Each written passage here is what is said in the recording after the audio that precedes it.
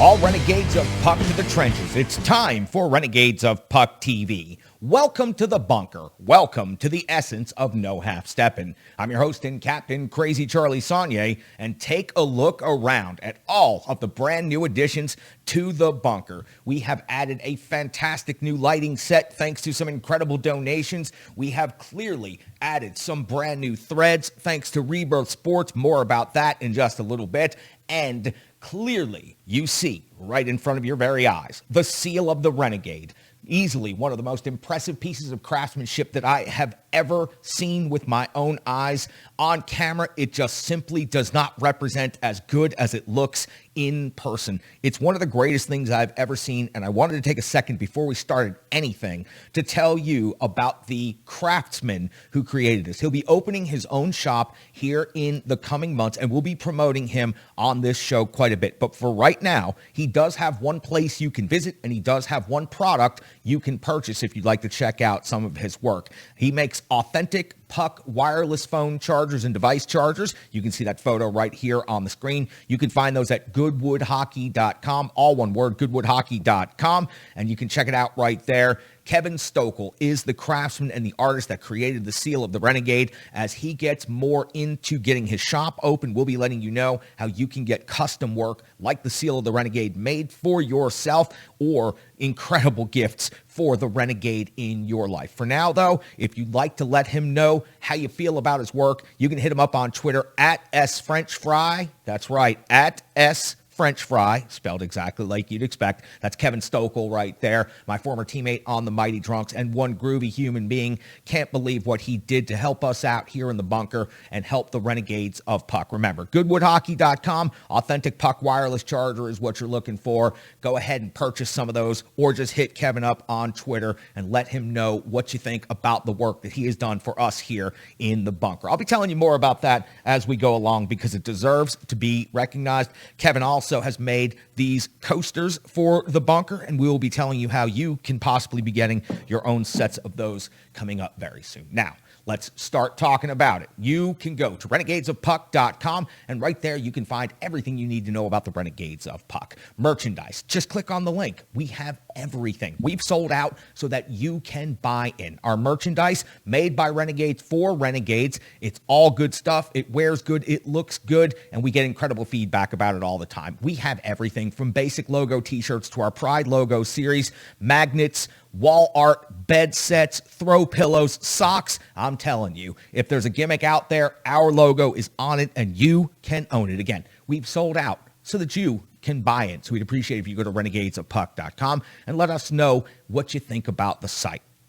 We'd also appreciate if you'd follow us on all of our different social media accounts. You can start by subscribing on YouTube, where you'll always get the latest videos of Renegades of Puck TV, and you'll also get the latest updates from the bunker. So go ahead and turn on those notifications when you give us that subscription on YouTube. Social media platforms, you can find us virtually everywhere. Go to Facebook, go to Twitter, go to Instagram. Those are places you can find new, unique, and original posts by the Renegades of Puck for each and every episode. We try to create different content for all of the different platforms. We don't just post the link. We try to give you something more than that so that your following us on social media is a better experience than just seeing the same thing repeated over and over and over again in all of your different feeds. So social media, it's critically important. It takes virtually seconds and it costs you nothing, but it helps us out immensely as we are growing the show right here on Renegades of Puck TV. You can also become a partner of the show by going to Venmo. The donations that were given to this show over the first half of the season, that's what led to these lighting upgrades. That's what led to my ability to be able to get this craftsmanship done for the bunker and to be able to do so many more things that we have coming down the pipeline. Just search Renegades of Puck at Venmo or just scan the QR code that's right there on your screen. We sure would appreciate it. Listen, somebody donated me $4 so that I could buy some pens the other day, and because of that, I have a great new set of pens to write notes with. It's a tiny donation for some people. For me, it's immense, it's incredible, and I can't thank you enough for that generosity Keeping the Renegades of Puck in business and operation is of critical importance to me, and your partnership can help with that. Venmo is the avenue for assisting with that. Now, listen, I have so many more things I want to tell you guys about, but let's get to the no half-step in hockey coverage right now. Your Nashville Predators, after 34 games, which is not a small sample size, so it is not just simply a mistake at this point. After 34 games played, have a record of 21-11-2. They have 44 points and sit first place in the Central Division. They have a road record of 11-6-2, and that is highly impressive. They've also won 10 games on home ice, 104 goals for and 91 goals against, means they have a plus 13 goal differential. Now, there are a bunch of teams chasing the Nashville Predators, and they are fairly close. The St. Louis Blues in second place at 43 points. The Colorado Avalanche and the Minnesota Wild are at 40. Then you'll see the Winnipeg Jets at 37. Dallas, Chicago, Arizona. They become incrementally less of a threat as you go down the list. The Nashville Predators, once they take care of this next game in Los Angeles, will be heading off to face off against the Arizona Coyotes. The Nashville Predators had an impressive victory over the Coyotes earlier this season. Now they'll look to duplicate that on the road. Then Tuesday, they will be back home at Bridgestone Arena to face off against the Colorado Avalanche. Thursday, they'll face off against the Buffalo Sabres, and then a road trip to Boston and St. Louis. Two very difficult buildings right there in the middle of January. Now, I mentioned the Preds will be taking on the LA Kings. It's the second of 3 meetings this season. The third meeting is also going to take place in LA. It's not going to happen until March the 22nd. The first meeting happened at Bridgestone Arena all the way back on October the 19th. It was the Preds defeating the LA Kings 2-1. Peterson got the start for the Kings and took the loss 29 out of 31. UC Saros 25 out of 26 for the victory. Matt Duchene gets the tying goal. Tanner Janot the game-winning goal. Both of those goals come in the third period. Now, for the LA Kings, 16, 12, and 5, that's good for 37 points, but that has them 5th place in the Pacific Division. On home ice, they have a record of 10-7-2. They've scored 91 goals for, and they've given up 89 against, so they are in plus territory, +2 in the goal differential. In the last 5 games of action for the LA Kings, on the 18th of December, it was a 5-1 loss at the Carolina Hurricanes. Then on the 19th, the next day, a 3-2 win at the Washington Capitals. Then you see a break like everyone took for Christmas. The 28th would be the next time they'd be on the ice, and also take a 6-3 loss versus the Vegas Golden Knights, the same team we are about to recap the Nashville Predators playing against. 12:30, a 2-1 shootout win versus Vancouver, and most recently on New Year's Day, it was a 6-3 win versus the Philadelphia Flyers. Jonathan Quick got the start and the victory, 34 out of 37. Saturday is the next time the Kings will be on the ice after facing off against the Predators. They will also host the Red Wings in Los Angeles. Taking a look inside the numbers for these two teams, goals for the LA Kings, 2.70 is 24th in the NHL. The Nashville Predators at 3.03 is 15th best in the NHL, so right there in the middle of the league. Goals against, the LA Kings sit at 10th at 2.67. The Nashville Predators, though, sit at 8th. One of the Nashville Predators' 3 top 10 metrics in the statistical categories. 29.5 shots for per game is 21st in the NHL, but shots against 30.1, that is 8th best overall in the league. For the LA Kings, they're generating 34.5 shots on net, and that's 5th best overall, while they are 10th best on shots against at 30.5%. And this may come as a huge shock and surprise to anybody that has followed the Nashville Predators for many years. The Nashville Predators have top 10 special teams in both categories. The power play for the Nashville Predators is converting at 25.8%, 6th best in the league. 25 out of 97 opportunities on the season. The LA Kings have their 23rd best power play in the league, only converting 17%, 18 times on 106 opportunities. And the penalty kill, the Nashville Predators have really moved up in these rankings in the last couple of weeks. Now 10th best in the NHL. They've only given up 20 power play goals against, and they are converting 82.3% of the time. The LA Kings, not a very impressive penalty kill, 26th overall in the NHL. They've given up 23 power play goals against, and that is 75.5%.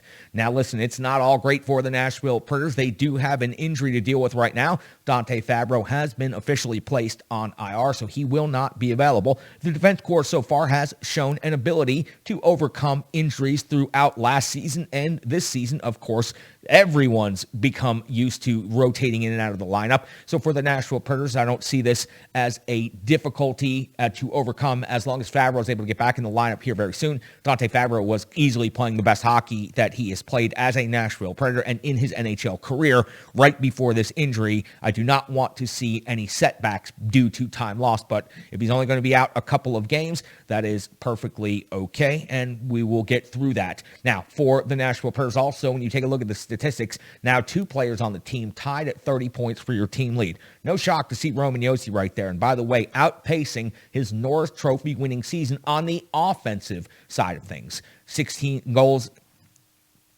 11 goals, 19 assists for 30 points. Mikhail Granlund's at 5 goals and 25 assists for 30 points. Then you'll see Matt Duchene at 13 goals and 16 assists for 29 points. He's been stuck on that number 13 for a little while, and I have to expect that Matt Duchene is going to find another goal-scoring streak here very soon. Philip Forsberg now at 17 goals on the season, just as hot as can be. 10 assists to add to it, 27 total points. Ryan Johansson at 10 plus 17 for 27 points. Tanner Jeannot, 10 goals and 10 assists for 20 points. UC Saros, of course, the Nashville Predators starting goaltender, and I truly believe one of the best goaltenders in the NHL, and he will be a Vezina finalist this year. A record of 17-9-1, a save percentage of .927, 2.23 goals against average. Now, for the LA Kings, they do have a couple of problems on the injury front. Turcotte is out. Iafallo is out. Now, Iafallo is the third highest scorer on the LA Kings with 10 goals on the season and 10 assists. Above him is Anze Kopitar, who always plays very well against the Nashville Predators. 9 goals and 20 assists for 29 points on the season. Then you'll see Kemp at 14 goals and 6 assists for 20 points. And then Victor Arvidsson, former Nashville Predator fan favorite, 8 goals and 10 assists for 18 points on this season, his first season as an LA King. Jonathan Quick with a record of 10-7-4, a save percentage of .923, and a 2.37 goals against average, expected to get the start against the Nashville Predators. Now, the Preds were able to get an opportunity and a victory early in the season against this LA Kings team, but the Nashville Predators are a significantly better club than when they beat the LA Kings back in October. So the Nashville Predators, while it has been difficult for them to go into LA in the past, they need to go into this building. They need to put up a good performance and come away with the 2 points, because there are some very big games coming up on the schedule. It's now time for the Rebirth Sports full game recap. RebirthSports.com. You've heard me talk about them so many times before. Now take a look at the work. Take a look at what these hockey tailors have done for the Renegades of Puck. That's right. It is the debut and the first episode of the new Renegades of Puck road jersey. I am so proud to be wearing this today in the bunker, and I am so proud to be partnered with RebirthSports.com. Please let them know that you heard us talking about them in the trenches right here on Renegades of Puck TV, and thank them for how much they support the Renegades of Puck. I am telling you, that is a small business and a partner that is an example that every small business should be like. They are just incredible. Their customer service, their communication, their ability to get things done and take the vision you have and make it into reality. Trust me, they can do the same thing for you that they've done for the Renegades of Puck and so many other teams. As you can see right here on the screen, I've got Mighty Drunks jerseys. I've got Wish Cup jerseys from tournaments. I've got gear from Rebirth Sports from all over the place. They represent everywhere. People always want to know, where did you get that jersey? Where do you buy your gear? We get it at Rebirth Sports. So go to RebirthSports.com or find them on social media, Facebook and Twitter. Give them likes, give them follows. Let them know how much you appreciate what they are doing here for the Renegades of Puck. Now, let's get into the full game recap. It was the 4th of January, the year 2022, and the Nashville Predators were taking on the Vegas Golden Knights in Las Vegas. John Hines deployed his lines as following: Tolvanen, Johansson, and Cunnin, Forsberg, Granlund, and Duchene, Trennan, Sissons, and Jeannot, Cousins, McCarron, and Luff, Josi and Carrier, Ekholm and Benning, Borowiecki and Myers. Saros gets the start in net. Now, there was some question as to why Philip Tomasino was left out of the lineup. Head coach John Hines explained it perfectly. He was looking for more toughness. He was looking for a bigger player in this particular situation. And as the head coach right now, he's got a first-place team. He's pushing the right buttons. I'm okay with that roster move. Now, Tomasino is developing nicely. Looking forward to him getting back in the lineup. 1:49 into the first period. Marchessault misses the net on a 2-on-1, and we are off and running in Vegas. It was a steal just outside of the blue line, and Vegas gets its first scoring opportunity. If Marchessault doesn't miss the net on this one, don't know if Saros is able to get to this one. 2:13 in the first period. Saros comes up with a save on Riley Smith at 4:17. Trenton's got a shot stopped by Thompson at 4:55. Borowiecki hits the post from out high. It was a wrist shot looking for a deflection, but he never found it. Still hit the post. Too bad that didn't go in for Burrow. 8:45. Thompson stops Forsberg's wrist shot after a sick toe drag at 8:49. Carlson's off the box. 2 minutes for tripping. The penalty kill is strong and aggressive by the Nashville Predators. A very good job and a reason why they have moved all the way up to 10th overall in the NHL. The Preds' best shift of the game, though, comes after the power play. Jeannot and Kolesar go for 5 minutes each at 14:39. 18:23. Thompson stops Cousins on the doorstep. We hit the end of the first period. The Nashville Predators are out shooting Vegas in a very physical first period, 10-8. At 2:41 of the second period, the Nashville Predators are on the board and breaking through. Filip Forsberg, 16th goal of the season. That lethal release wrist shot that Filip Forsberg is becoming so famous for hits the net near the upper corner. Nashville Predators lead 1-0 in Vegas at 3:27 in the second period. Saros comes up with a save on Dodanov's wrist shot off of the rush. Vegas pushing back, but it's really choppy out there, and they're not really able to put too many passes together, but they are starting to generate some more zone time. 6:15 of the second period. Jeannot takes on 3 on a rush. It leads to a good scoring chance because that's just the type of player that he is. At 7:01, his herd line mate Trenton is scoring his 7th goal of the season. At the conclusion of this shift, a perfect deflection of Myers' shot off to the side of the net. Myers' assist is his first point as a Nashville Predator, and quietly, Myers has been playing very good hockey, getting these most recent opportunities. So congratulations to him getting his first point as a Nashville Predator, and also to Yakov Trenton for his 7th goal of the season, giving the Nashville Predators a 2-0 lead. At 9:02 of the second, Yossi's off to the for slashing. Saros comes up with a huge save on Marchessault, plus has to scramble for the rebound, but is able to maintain. Vegas, plenty of zone time, but the Preds stay strong on the PK and are able to kill off the 2 minutes. At 16:11 in the second, Saros save on Pietrangelo from the face-off dot. He had plenty of time and space, so walked it in as far as he could before letting it fly. 16:37 of the second, Saros save on Smith, plus his rebound jam opportunity. 17:41, Cousins and Dodonov off the box, 2 minutes each. There was a cross-check and an embellishment. It leads to a 4-on-4 situation, and perhaps the first time I've ever seen Pete DeBoring lose his mind behind the bench and actually be animated. At 18:39 of the second period, Saros comes up with a save on Theodore. 19:18. Thompson comes up with a huge save on Forsberg. At the end of the second period, the Nashville Predators are being outshot by Vegas 22-21, but they do hold a 2-0 lead. At 4:16 of the third period, UC Saros comes over the save on Pietrangelo after everyone lost the puck in a scramble. At 6:08, Filip Forsberg's back on the sheet again. Now his 17th of the season, giving the Preds a 3-0 lead. It was a self-pass, posterizing Pietrangelo, then hitting the break, giving a snow shower to Thompson, and tucking the puck in with the backhand. Truly one of the more impressive individual efforts and high-skill goals you are going to see. And whenever we talk about that, it is almost exclusively Filip Forsberg for the Nashville Predators in that category. So now the Preds have a 3-0 lead on the road and are cruising right along. It's 7:04 the third. Ekholm off to the box, 2 minutes for delay of game. Puck going into the bench is not supposed to be ruled a delay of game, but after a lengthy discussion, for some reason, the officials, maybe they wanted to make it interesting, decided that it should be a Las Vegas power play. Now listen, this is going to lead to a lengthy exchange of a lot of different special teams. Let me take you through it. Saros does come up with a huge save on Marchessault, but then Marchessault's off to the box for interference. We would see a 4-on-4 for 1:41, but don't worry about that because Roman Yossi's off to the box. 2 minutes for high sticking. That leads to a 4-on-3 for 46 seconds. Now the goaltender pulled for Vegas. That causes it to be a 5-on-3.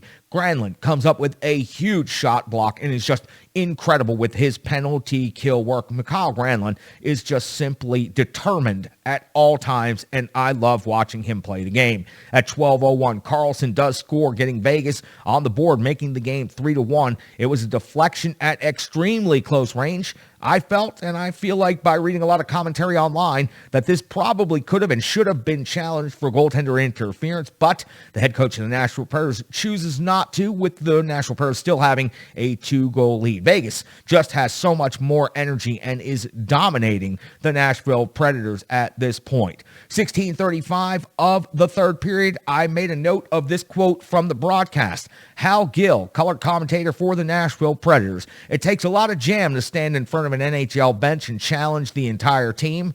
And that's exactly what Tanner Jeannot did after he was getting a little bit of chirping as he was going by. He stopped and invited the entire team and asked who wanted to go next. If you don't love watching Tanner Jeannot play hockey, I don't know that you like hockey very much. It's basically that simple. And for Hal Gill, that's an incredible quote. You know, anytime somebody brings up the jam, I'm going to go ahead and reference it right here. So I'll read it to you one more time. It takes a lot of jam to stand in front of an NHL bench and challenge the entire team. Tanner Jeannot is truly becoming a huge fan favorite of every Nashville Predators fan. 17:10, UC Saros comes up with a save on Pietrangelo. Saros is just under siege at this point. There are bodies literally everywhere, chaos all around him, and that's why he gives up a second goal at 18:14 with the empty net scenario. Again, Theodore scores this time. Long bomb through traffic. The 40th shot on goal for Las Vegas. Now, things are starting to get a lot tighter out there as the Nashville Predators only hold a 3-2 lead.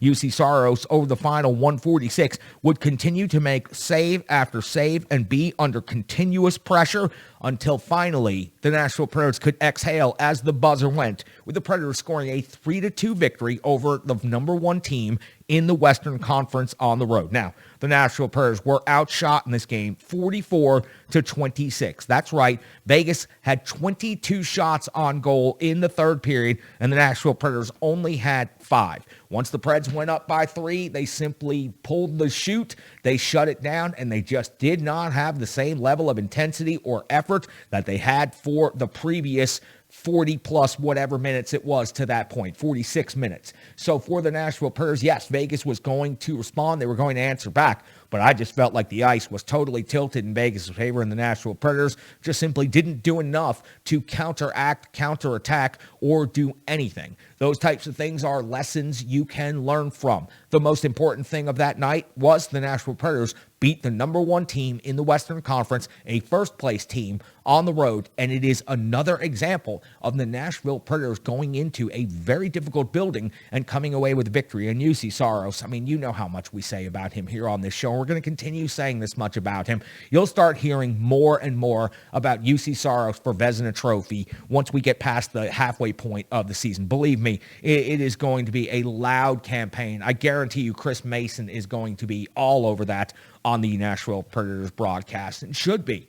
He's an incredible goaltender, and last night, another period where he was just under siege, making incredible save after incredible save. Now listen, one thing about UC Saros, he usually doesn't get shaken and doesn't allow the other team to get under his skin. He's usually very calm, very quiet back there. But last night, he certainly had a couple of things to say to the officials about the level of body contact and the level of intensity in and around him. At one point, there was a Vegas player behind him in the net for about 5 seconds. So when I say they were all around him, they were all around him. But UC Saros just continues delivering the goods for the Nashville Predators. And listen, you know who always delivers the goods for the Renegades of Puck? It is the starting goaltender of the Renegades of Puck. We're talking about UC Saros, so why delay it any longer? Let's get right to it. Saros was 41 out of 43 in the game, 20 out of 22 in the third period, and he was under siege. I want to throw it over to Mosh right now, and I want him to tell me all about it and tell me more about this UC Saros and the possibility of him being a Vezina Trophy winner this season. He is, of course, Mostradamus. Thank you very much, Charlie. You did not need any coffee to stay up late at night to watch that game between the Nashville Predators and the Vegas Golden Knights. A thrilling victory. Cut it very close at the end there with Nashville, but they do pull out the victory 3-2 out in Vegas. A very difficult place to play in, as we've seen over their past handful of seasons as a franchise. UC Saros, I mean, what else can you say? Ho-hum, 41 saves out of 43 shots. Just simply incredible as usual for UC Saros, saving the game for Nashville. Vegas with 21 shots on goal in the third period alone, pushing to tie that game back up. But Saros denied them multiple occasions when they had opportunities. And let's just go down the UC Saros train if I can for a little bit, because we've talked about on this show Pekka Rinne being a Hall of Famer, and how do you fill the shoes of perhaps the greatest Nashville athlete in history? You do it with UC Saros up to this point. Let's go over these past couple seasons. UC Saros, 62 starts over the last 2 seasons, which over a normal 82-game schedule, if you look at it that way, is a pretty good workload for a starting goaltender. You're talking about a 75% timeshare as far as getting in the net goes. 927 save percentage, 2.26 goals against average in that span. Now, you look at Pekka Rinne and his Hall of Fame career. Yes, he is a Hall of Famer, no doubt. Slap it down. He's going to be in the Hall of Fame one day.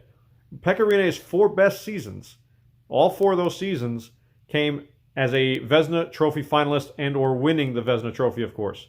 Pekka Rinne in his best 4 seasons averaged 925 save percentage, 2.25 goals against average. So UC Saros, in this span of the last 62 starts he's had, is right up there with any of Pekka Rinne's best work. So that's the kind of shoes he has filled and done a remarkable job doing that. Do you need a bigger perspective? Let's go about it that way. We look at the last 15 seasons, since the NHL tried to open things up a little bit with offense. The last 15 Vezina Trophy winners averaged a 928 save percentage and 2.14 goals against. UC Saros, through his first 182 games as a goaltender, is right there, save percentage-wise. 921 save percentage throughout his career. Now, again, smaller sample size, yes. The last 2 seasons, 927 save percentage for UC Saros. But you cannot tell me that does not deserve Vezina Trophy-type numbers.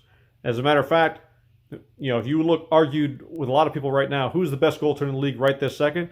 A lot of them would say Vasilevsky out in Tampa Bay, with good reason. He's been phenomenal. He's won 2 Stanley Cups with that team. Little known secret, UC Saros has better numbers than Vasilevsky does the past 2 seasons. So put that in your pipe and smoke it. UC Saros is absolutely an elite goaltender in this league. He's finally getting some respect that he deserves. A little more. More recently, the last 4 Vezina Trophy finalists, last Vezina Trophy winners, as a matter of fact. Yes, Pekka Rinne was one of those 4 in 2018. Average save percentage among those guys, 926. Average goals against, 2.32. UC Saros, better average than the last 4 Vezina Trophy winners over the last 2 seasons. UC Saros, my friends, is an elite goaltender, and we've been incredibly spoiled in Nashville, going from Tomas Vokoun, going to Pekka Rinne, and now UC Saros. And also, UC Saros is only 26 years old. Pekka Rinne didn't get his first start in the NHL until he turned 26. So Saros already a head start on Pekka Rinne. I'm not saying he's going to surpass him by any means, but as of right now, UC Saros trending in the right direction to be another legend between the pipes for the Nashville Predators. Charlie, take it away. You can find him on Twitter at GreekGoalie35. He's always up for the interaction, so hit him up, give him a like, give him a follow, and definitely reach out whenever you want. He is always up for having a conversation about everything that happened between the pipes. That's why he's the starting goaltender of the Renegades of Puck, and that's why he's been my pack stopper for so many seasons right here. Want to tell you about a great sponsor of the show, Strong Style Fitness. Just go to strongstylefit.com. Listen, you talk about somebody who's no half-stepping and jumping in the trenches. Tracy over at Strong Style Fitness, over 150 workouts now. She's a certified personal trainer, and all of these workouts because she believes in the work and she believes in helping people. They're all totally free for you. While you hear everybody screaming from the mountaintop about their New Year's resolutions and getting things going, getting back in shape, getting going, moving, all that, well, Tracy has allowed you to do it all completely for free. Don't throw your money away. Use Strong Style Fitness. Go to the YouTube page. Whether you are just beginning and need a good stretch or you're an expert and a total pro, trust me, she's got a workout for you and she can get you through it. With 150 workouts, that means you could do a different workout every day for half a year. I don't encourage you to do that. You'll be very tired. So go to Strong Style Fit, Facebook, Instagram, Twitter. Let Tracy know what a great job she's doing by supporting the Renegades of Puck and also by helping people We love being in business, and we love being partners with good people, and we love being represented by those good people. All right, now listen, Ellie Tolvanen has been doing a lot of good things as of late. Now, the box score can tell you a whole lot of things. The advanced analytics, of course, can tell you a whole lot of things. But if you just watch Ellie Tolvanen shift in, shift out, night in, night out, you know it goes so far beyond the stats. He's a much harder worker. He's a much more physical, determined player than you might anticipate. And Sean C. Smith has some thoughts on that. I also asked Sean C. Smith to address the recent mean streak of head coach John Hines. You've seen John Hines behind the bench. He has just been giving it to the officials as of late. Now listen, a lot of that has been deserved. A lot of that has been questionable calls against his team. But it is nice to see your head coach, and as a player, I know this for a fact, when the head coach is got your back with the officials, then you feel a little bit better about the whole thing. So Sean C. Smith is going to take me through that whole scenario right there. I can't wait to hear from him. He is the best in the business right now. He's got the intel that you need to know. OnTheForecheck.com is his primary home. A myriad of podcasts all throughout Nashville Predators landscape is where you can find him. But I love having him right here in the trenches on Renegades of Puck TV. He's Sean C. Smith. Thanks, Charlie. Hey, Renegades, it's Sean C. Smith back again, and I want to talk about what happened in Vegas.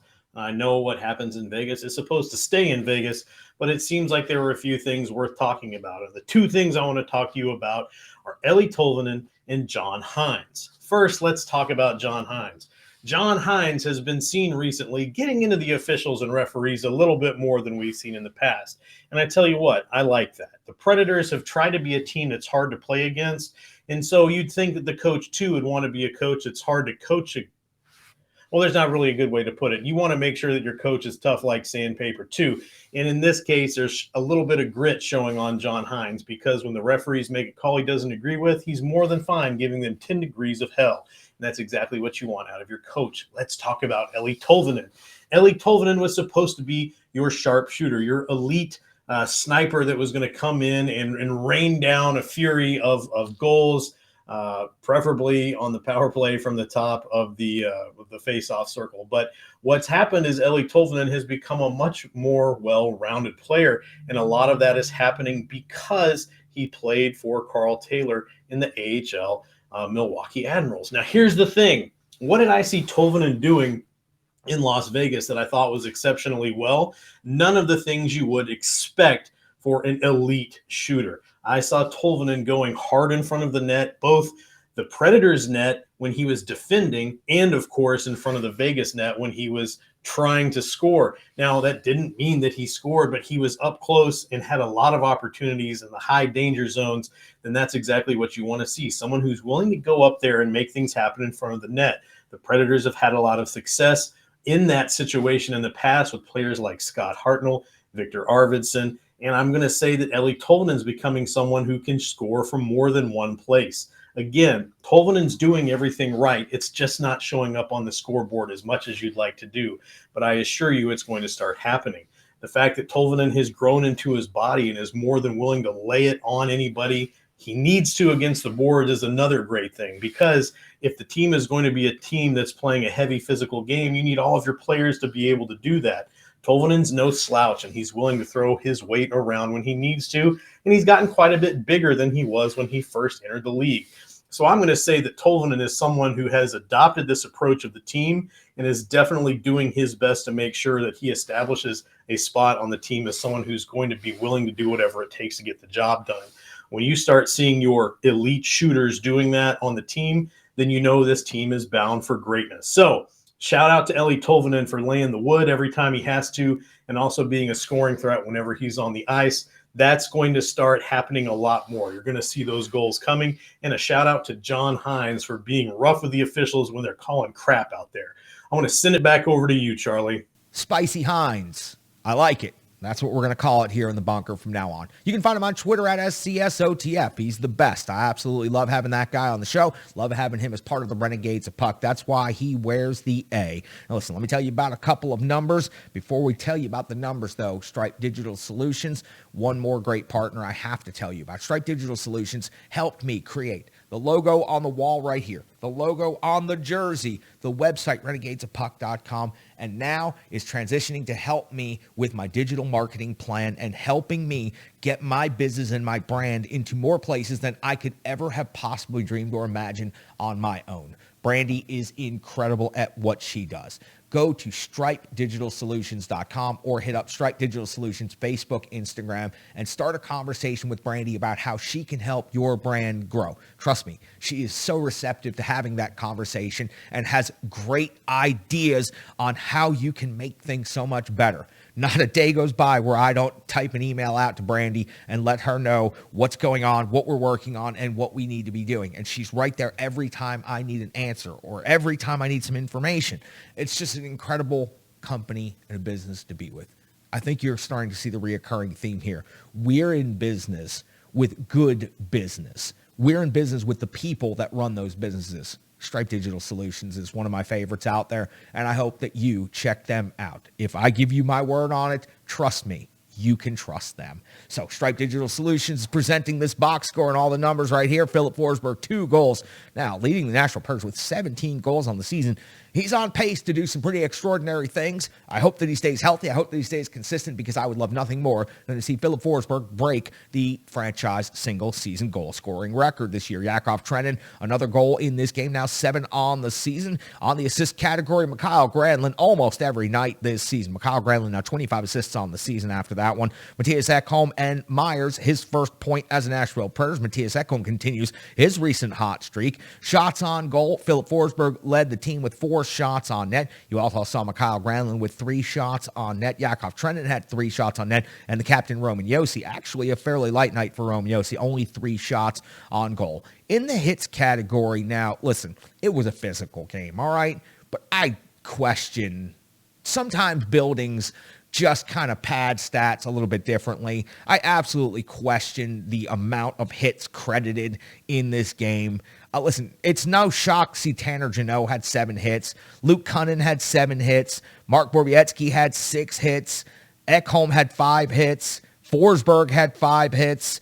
It's a lot. When you look at the total at the end of the night, it's a lot of hits. And while, yes, it was a physical game, it wasn't that type of physical game. So I give you the numbers that the box score officially lists, but I don't necessarily trust those numbers. Before we head out, I wanted to mention one more thing. There is a viewer, a listener, a correspondent that's incredibly special to me here in the bunker at Renegades of Puck TV. I've called him my international correspondent for quite some time now, and mostly it's just because of how much he supports what we do here with the Renegades of Puck and what we do as part of an entertainment entity. Now he's going to be jumping in the realm himself, and I just wanted to take a second to say congratulations, Milo. Milo hockey is a thing that is on the horizon. It is something that is coming. We will tell you more about it. We will promote Milo, and we will be here to support you in your new endeavors and adventures in the hockey world. You bring perspective and enthusiasm that, frankly, nobody else can bring. You are a unique viewer. You are a great viewer, and I sure do appreciate all of the kind words that you've given us over the years. If you're not already following him, please follow him on Twitter at a dog named Milo. He's going to be doing all kinds of cool things in the future, analytics, stats, numbers. He's got a vision, and he's going to be bringing that to you down the road. So we'll give you updates when we can, but for now, I just wanted to give some stick taps, some love and respect to my international correspondent. Hello, Marcus. It sure is nice to meet you. Milo, you're a great guy, and we appreciate all the support you've given the Renegades of Puck. Please now, let us support you. Listen, I don't know what else we can do to cover on this episode of Renegades of Puck TV. I mean, I could hold up this great jersey from Rebirth right here. I could show you the great road logo. Oh, whose jersey is this, by the way? Oh, this appears to have an A on it. Oh. Well, I guess we'll just have to find out soon enough. There might be a whole stack of them back here. I don't know. I guess we'll find out soon, won't we? Rebirth Sports, you guys are the best. Renegades of Puck, there's nobody better than you guys. Appreciate you out there. Keep giving us the love. Keep giving us the follows. Keep giving us all of the social media stuff. Keep giving us all the views. We need it. All right? We're building a thing here. We're making a thing. I'm not going to stop. I I won't.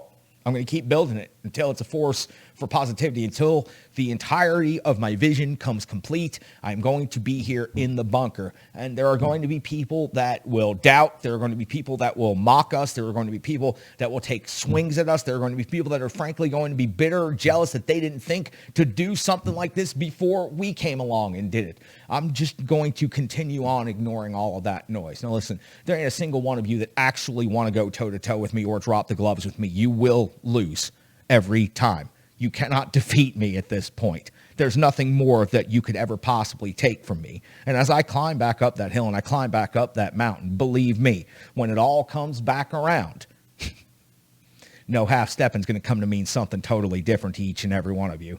I am your host and captain, Crazy Charlie Saunier. Happy New Year from the bunker and all of our cool new stuff that we've got going on. I appreciate each and every one of you, and I appreciate all of our partners. For Mostradamus, for Sean C. Smith, for Bryan Bastin, for Kyle Perkins, and for the ultimate one. I'm your host and captain, Crazy Charlie Saunier. Stick taps, love, respect.